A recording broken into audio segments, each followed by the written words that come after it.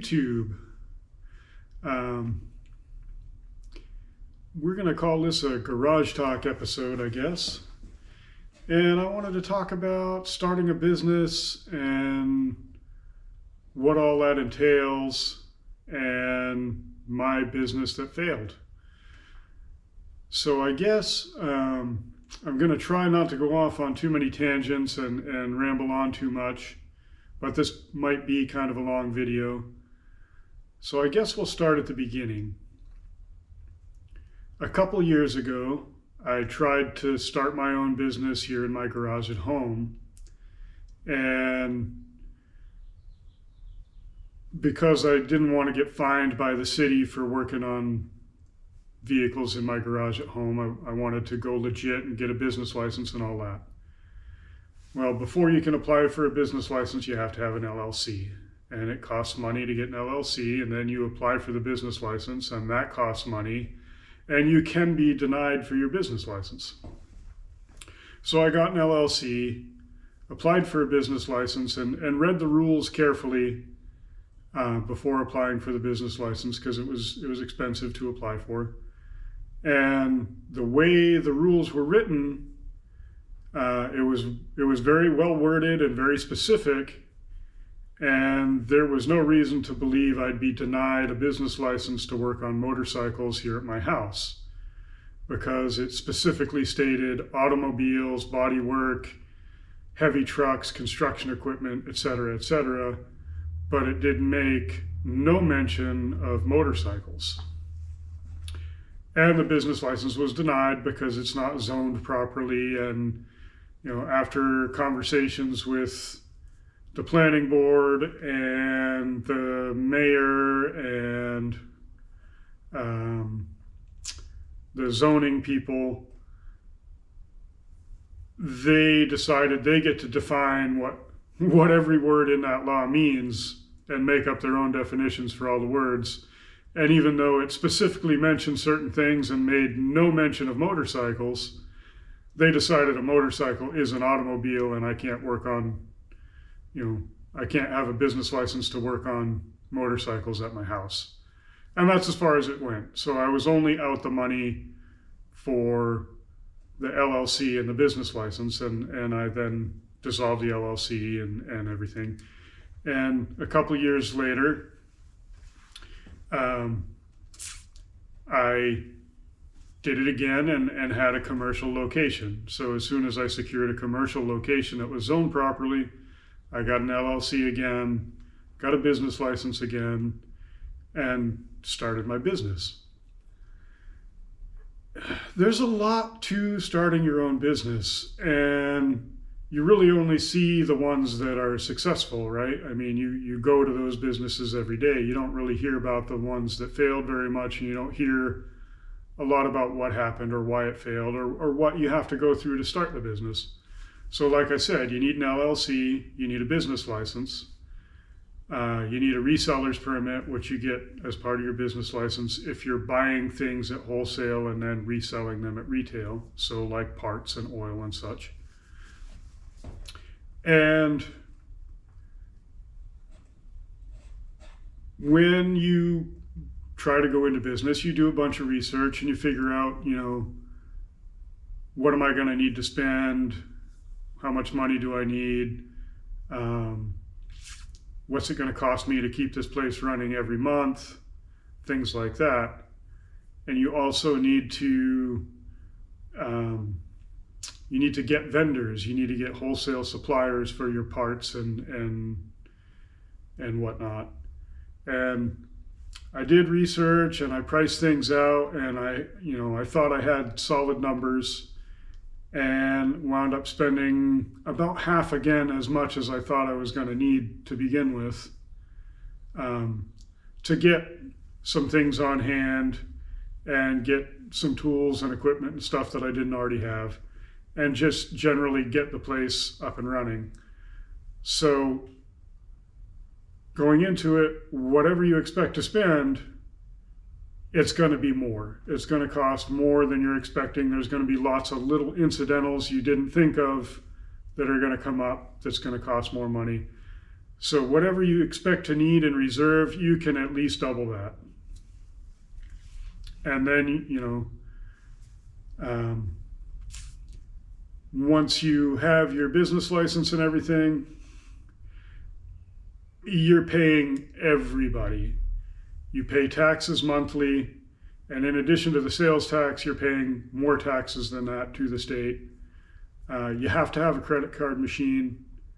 The credit card machine costs X dollars a month just to have the credit card machine, unless you buy it outright. And then it costs X dollars a month to use the credit card machine. And then it costs, in the case of the machine I had, which was actually one of the better deals out there, it was 10 cents plus 2.5% for each transaction. So every time the card was run, every time someone ran their card, I was paying 10 cents to run the card plus 2.5% of whatever I was running the card for. So that little piece doesn't sound like much, but it'll eat you alive, man. It adds up fast. So yeah, the credit card takes a piece of every transaction, and it doesn't matter if you're running it as credit or debit. So that's a big expense that you're not really expecting, and it eats into your profits. And then another thing you don't necessarily always think about, some of your vendors will have like an order amount where you order a bigger order than that and you get free shipping, but if you order less than that, you're paying for shipping. So some of your vendors don't do that. You're paying for shipping no matter what. So sometimes your part should be wholesale, say it's $5, and then retail on that part might be $12, but you might pay $90 in shipping on that order. So you have to, divvy up that shipping cost and add it, and you might wind up to a point where once you add in the shipping cost, if you only sell it at retail, you're losing money because of what you paid on the shipping. So there's lots of little expenses that sneak in that you don't think of.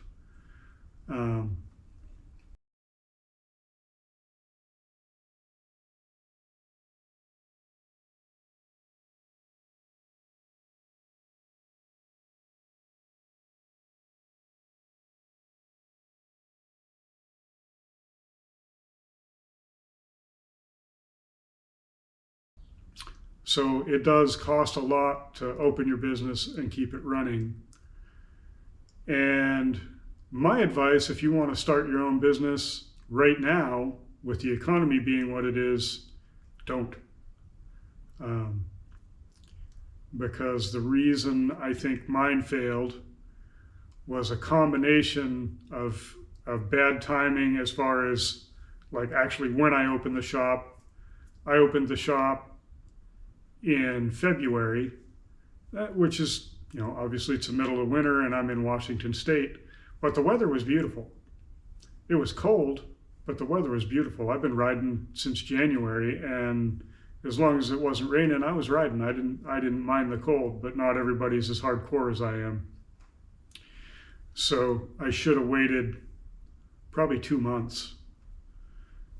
Because I ran out of money reserves to keep the shop open. I was getting one customer a week. I knew it was going to start slow, but one customer a week and 2 on a good week is not enough to keep a commercial shop open, obviously.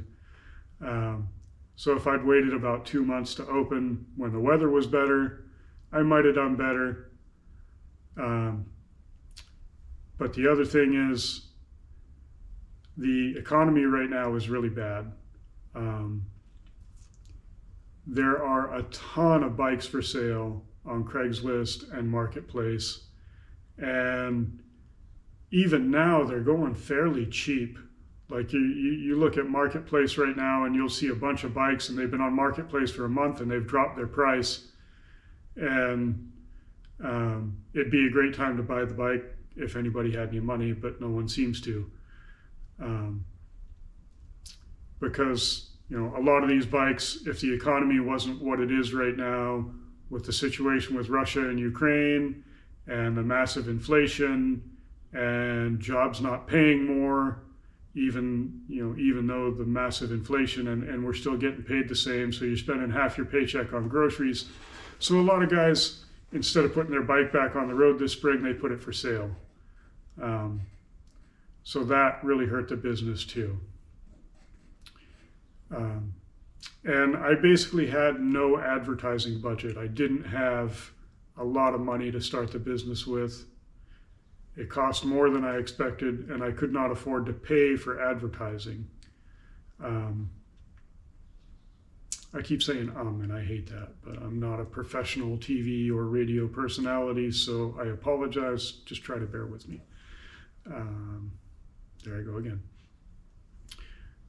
So I could have advertised on television, and it would have hit whatever local people were watching at that time, but it probably wouldn't have been very effective because not a lot of people watch television anymore. I don't. I watch a lot of YouTube and I watch a lot of streaming services, and I don't really watch actual normal network television or local television. So that wouldn't have gotten me very far. And television doesn't cost as much to advertise on as radio. Radio is going to reach your broadest audience, but radio is a lot more expensive to advertise on, and it was way outside my budget. So I did all my advertising on Facebook and Instagram. And it worked. Except it didn't, but it did work. I joined all the local rider groups on Facebook. I created a Facebook business account for the shop and joined all the local rider groups with that. And I would put up a couple of posts a day advertising my business on Facebook. And like 1,500 people a day were seeing those posts. So my advertising was getting out there. People were seeing it, but no one was coming in. And my entire first month open, I had 0 customers. And the subsequent 2 months, the average was 1 customer a week. And on a good week, 2, maybe 3. But typically 1 customer a week, and on a good week, 2. So with the expenses of keeping the shop open versus what I had coming in, and it was mostly oil changes, I just could not continue to operate at that kind of a loss and had to close the business. So don't start a business in a bad economy. Don't start a business that is dependent on warm weather in the winter, and have a much bigger money reserve than you think you're going to need, and have a good advertising budget. Expect to spend $1,500 a month on advertising if you want to get the word out and get customers in. And the other thing about advertising is, like I said, about 1,500 people a day were seeing my advertising on Facebook, but no one was coming in because no one's got money. It's a bad economy. So even spending a bunch of money on advertising, you can't really expect it to work. There's a particular auto shop in town, and I hear their advertisements on the radio all the time, but they have a bad reputation. And the people that don't know their reputation go to them and find out firsthand and wind up taking their vehicles to another shop I worked at as an auto tech. And the ones that do know their reputation just ignore their advertising. So the other thing is, you have to, when you get customers, go that extra mile for them do a little bit extra and make sure that they are happy and that the work you've done is beyond satisfactory, so that they will come back and they will tell their friends, because that's going to be your best advertising, is going to be from people that are happy with the work you've done. But if the work just isn't coming in, there's really nothing you can do. You can't make the customers come. They have to see your ads and find you and show up on their own. You can't, just go out there and grab people and drag them in. And let's see, what else did I do? We went to a couple motorcycle shows and handed our cards out. We went to bars and handed our cards out. Even though we had no advertising budget, we did everything we could to get our name out there and be seen and be noticed and get people to come in. But if your core customer doesn't have money, or if your core customer, due to the weather, isn't ready to utilize your business yet, you're not going to get customers. So timing is important. And I think that's a big piece of what killed my business, was my timing was bad between the time of year I opened the shop and the weather. But the other thing is, you have to open a little bit early and expect to operate at a loss for at least some amount of time, so you can get your name out there, so people can find you. So you, like I said, you have to have a big money reserve, and we just didn't.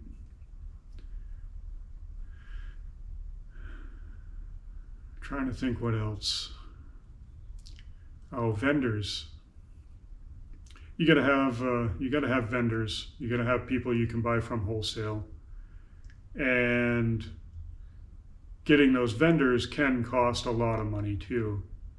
The two big ones for motorcycles here are Northwest Power Sports and obviously Drag Specialties. Well, to get you have to become a dealer for them, is their terminology for it.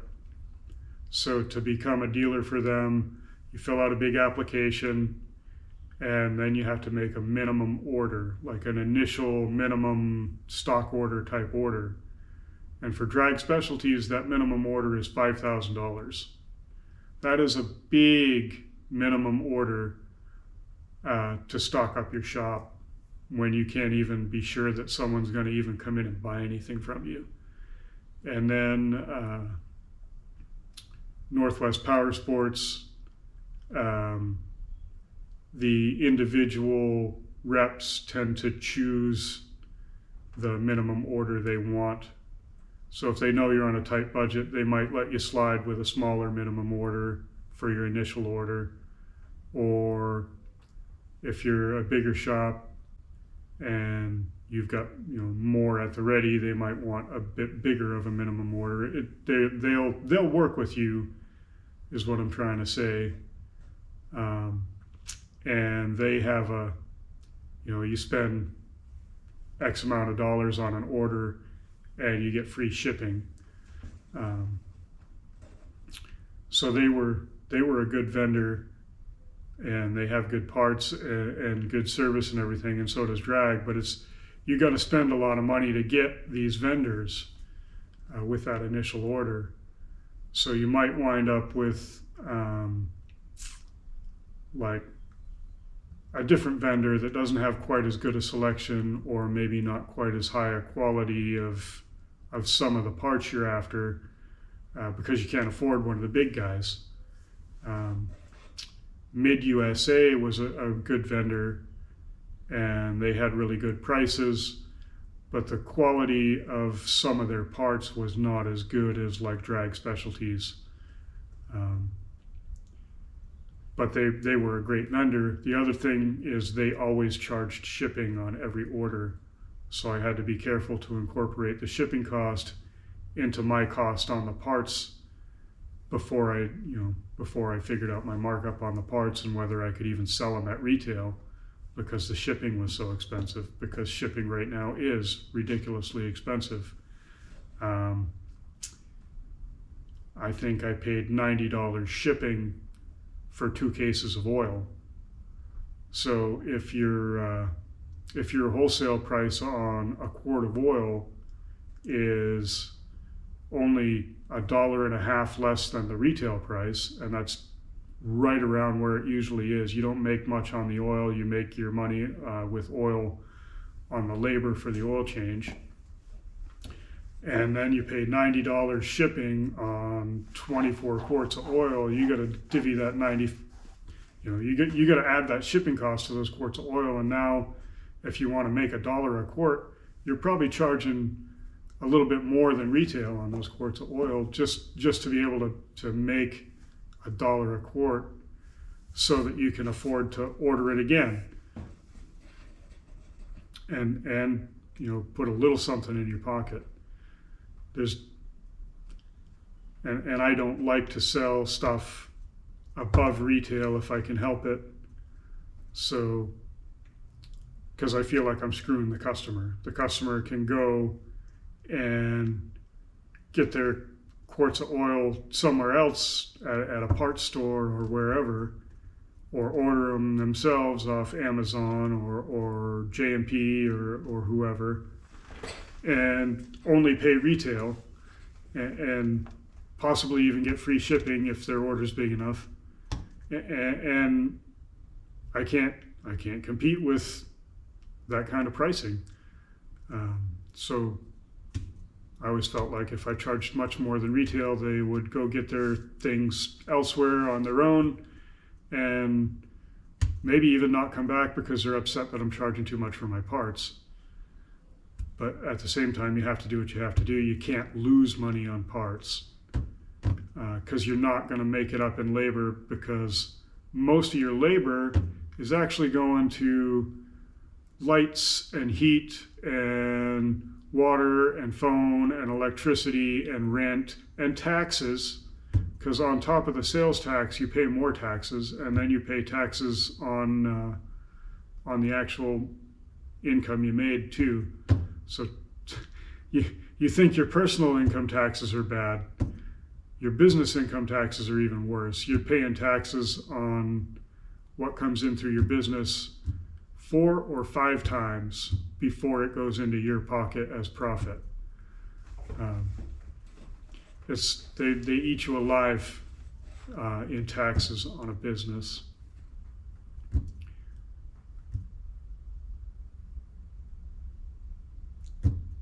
See what else. There's other little expenses you don't think of too, like you sell tires. In this state, you have to charge $1 per tire disposal fee for every tire you sell, but it costs more than $1 for you to dispose of the tires. The state takes that $1 that you pay and puts it into a fund for cleaning up dump sites that people have illegally disposed of tires at. That's not for you to dispose of your tires. You have to pay to dispose of your old tires that the customer left on your own and pay for that another way. So locally here, if you take them to waste management, it's $8 a tire for motorcycle tires. Yeah, $8 a tire for motorcycle tires to dispose of them for used tires. So you got to think of that. You have to figure out how to legally dispose of your engine coolant. So you have to have someone come and collect that, and that costs money. You have to dispose of your engine oil. So if you don't have a waste oil furnace, you have to pay to get rid of your used engine oil. And you have to store that properly on site, or the EPA throws a fit. And if you have an air compressor, the state has to issue you an air compressor license, and they inspect your air compressor every 2 years, and they can condemn your air compressor, and then you have to buy a new one. So there's lots of little unexpected expenses in running a business, because everybody wants a piece of your money because you have a business. So like I said, my advice right now, if you're thinking about opening a business, don't. When the economy improves, maybe. But the big guys, the dealerships, the big corporations, they're trying to eliminate us little independent guys. And the government's helping them. And that's the long and short of it. And it gets harder and harder for small businesses and independents every day. So I guess I'm going to close with support your independent shops. You might pay a little bit more for parts and accessories and whatnot, but you're going to get better quality work because they're not working flat rate, and they need your support right now. So I guess that's all. Hope you all have a great day. I hope maybe this was educational in some way. I'm not just trying to rant and bitch and cry because my business failed. I'm just trying to pass on some of the things I learned. So yeah, like I said, I hope you all have a great day, and I hope this was helpful, and I'll see you in the next one.